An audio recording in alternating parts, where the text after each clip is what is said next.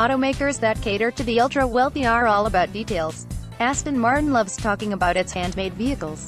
Bugatti will send flying doctors to tend to cars on a whim. The only word Rolls-Royce knows is bespoke. Then there's Lamborghini, which put the wrong safety labels on its $2 million Centenario. The U.S.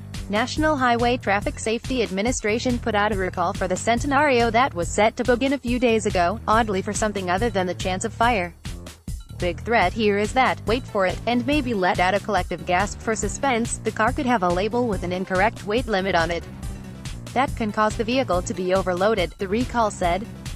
The recall said Lamborghini will notify owners about the recall, and dealers will install a corrected certification label, free of charge.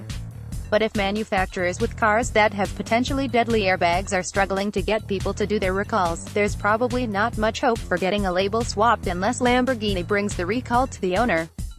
That would be easy, though.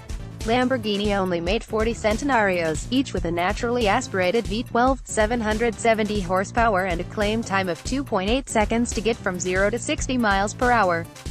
Half of the limited run were coupes, half were roadsters, and not all of them came to the United States.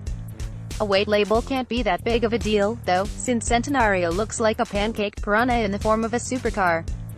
It's not exactly the kind of vehicle your second cousin would call you up and ask to borrow when it's time to move their kid into the dorms for college.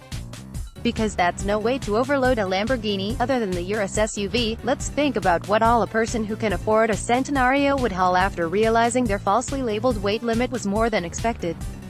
Gold bricks. More gold bricks. A statue of oneself, molded from those gold bricks. A version of that statue in rose gold, since yellow gold is so. 2 decades ago, a fountain in one's likeness, spitting water from a cherub-like face, an overinflated ego. Good thing a person with this much money would probably pay someone else to haul the statues in their likeness, because the Centenario probably couldn't have handled all that.